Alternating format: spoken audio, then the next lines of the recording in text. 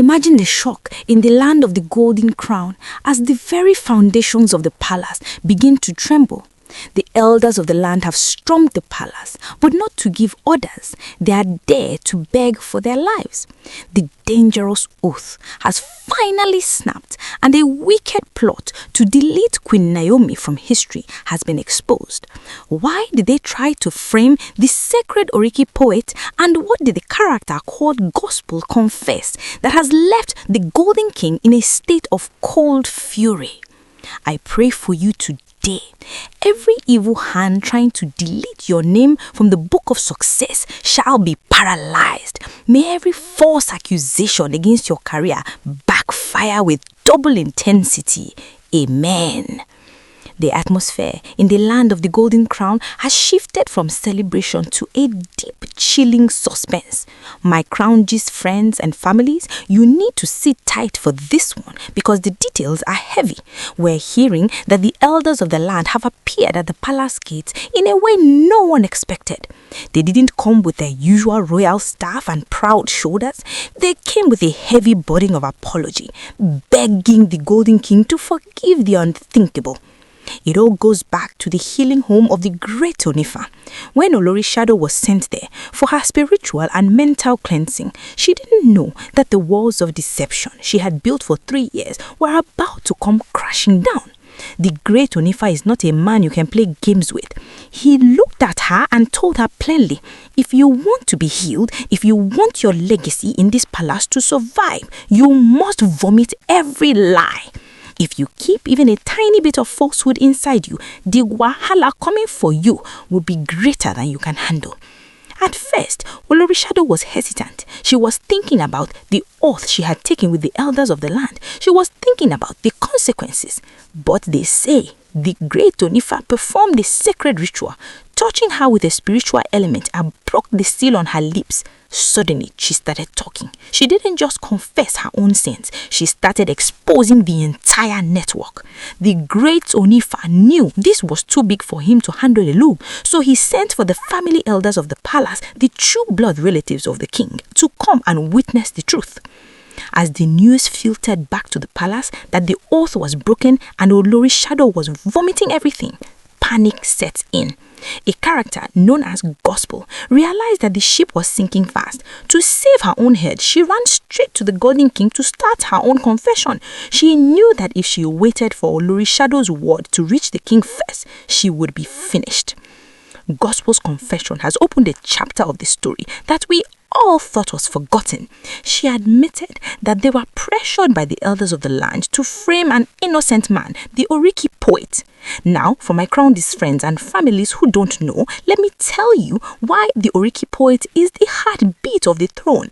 He is the man who carries the history of the land of the Golden Crown in his head. He knows every king that has ever reigned, every victory and every secret taboo. He is the one who chants the Oriki to wake up the king's spirit when he is weak or confused. But Gospel confessed that they targeted this man for a wicked reason. They wanted to delete Queen Naomi from the palace history forever. Can you imagine the wickedness? They literally went into the palace record books, the ancient documents that hold the names of the royal wives, and they ripped out every page that mentioned Queen Naomi. They wanted it to look like she never existed, like she was never married to the Golden King, and like her time in the palace was just a dream. The Oriki poet, who is also a trained bookkeeper and even went to the UK to study how to manage palace records, was the one they blamed. They made it look like he was the one who was careless or that he was the one who destroyed the records.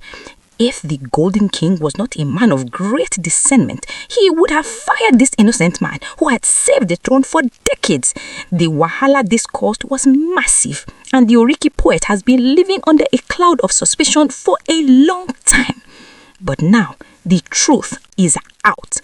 Gospel has confessed that it was a framed-up job. They wanted the Oriki poet out of the way because he was too honest. He would never have agreed to help them delete Queen Naomi's legacy, so they had to destroy him first. The elders of the land are now in the palace, bowing their heads in shame, begging the Golden King and even the Oriki poets for forgiveness. The spiritual protection they thought they had is gone. The truth is bare. The tension in the palace has moved from the chamber to the very soul of the kingdom. As the elders of the land stood before the Golden King, the atmosphere was so heavy you could hear a needle drop. Gospel's confession didn't just stop at the records, she began to peel back the layers of how they tried to manipulate the king's own mind. She explained that a plan to remove Queen Naomi from the history books wasn't just about ink and paper, it was a spiritual erasure. They believed that if they could remove her name from the physical records, they could eventually remove her influence from the heart of the land of the Golden Crown. The elders of the land knew that as long as the Oriki poet was there, chanting the truth and keeping the record straight, their lies would never stick. That is why they chose him as their primary target. Imagine the pressure the Oriki poet was under. This is a man who spent years in the UK studying modern bookkeeping just to ensure the palace of the Golden King was run with international standards. He combined his ancestral knowledge with modern education. When the pledges went missing, he was devastated. He knew he hadn't touched them, but the evidence pointed at him because he held the keys to the archives.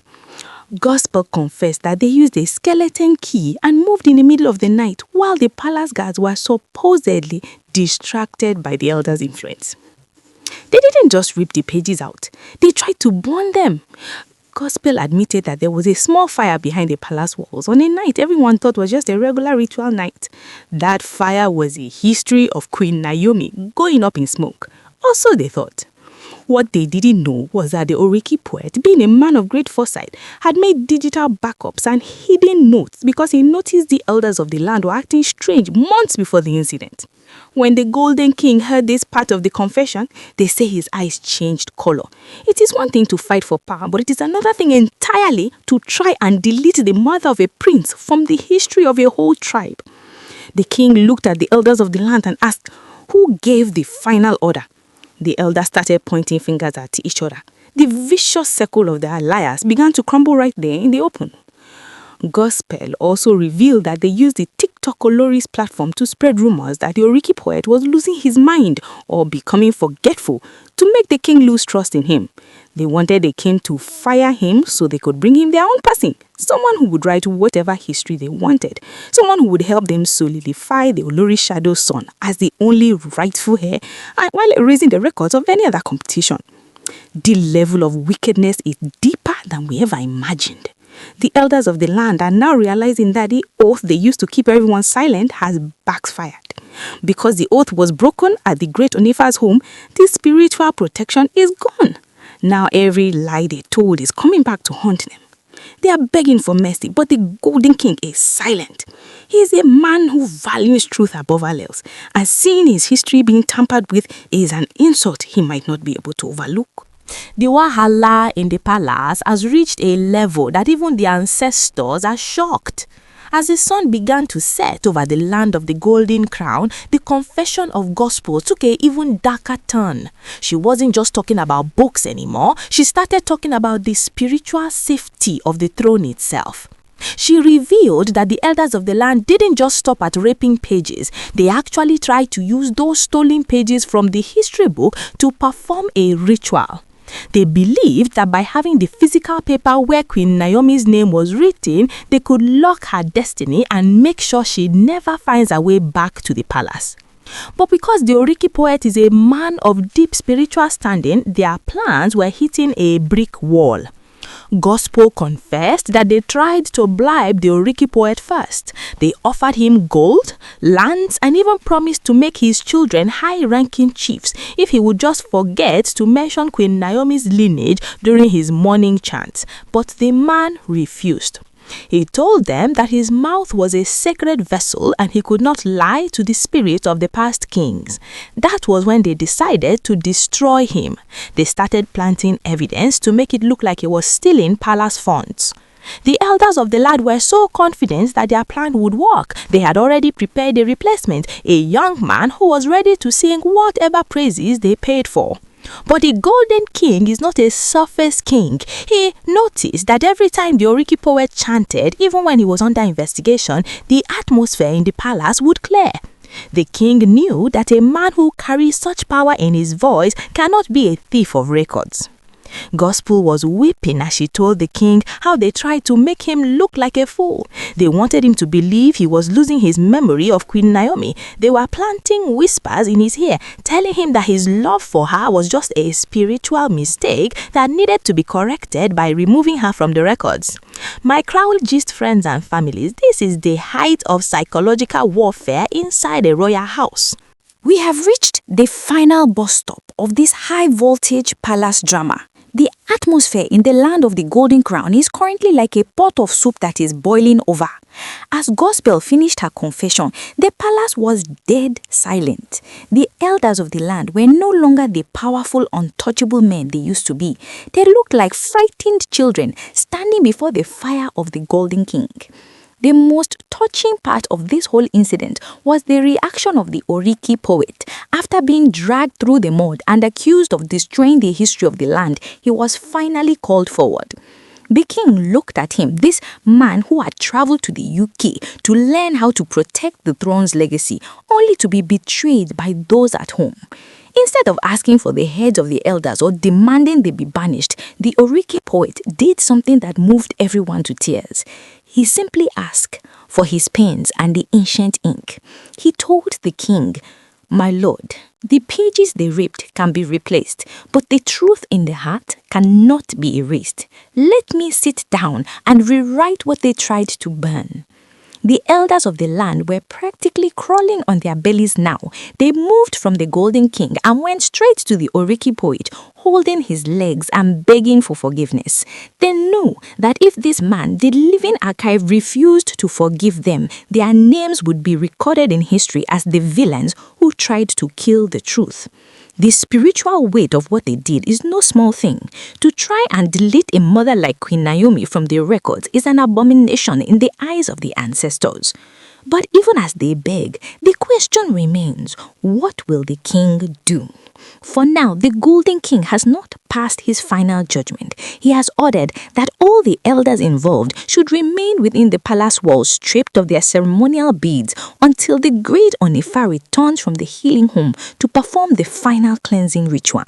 The vicious circle has been broken, and for the first time in years, the palace records are being restored with the truth. My crown gist fans and families, it is a new day in the land of the Golden Crown.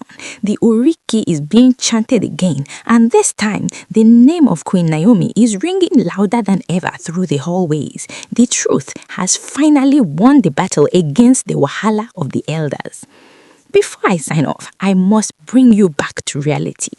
Please remember, my crown gist friends and families, that all the details I have shared today, the ripping of pages, the secret confessions of gospel, and the elders begging on their knees, are alleged and unverified reports circulating on social media. These are rumors and should not be seen as established facts.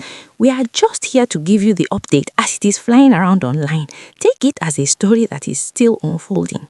Thank you for staying with me till the end. You guys make Crown Gist the best family on the internet. Don't forget to like this video and share it everywhere.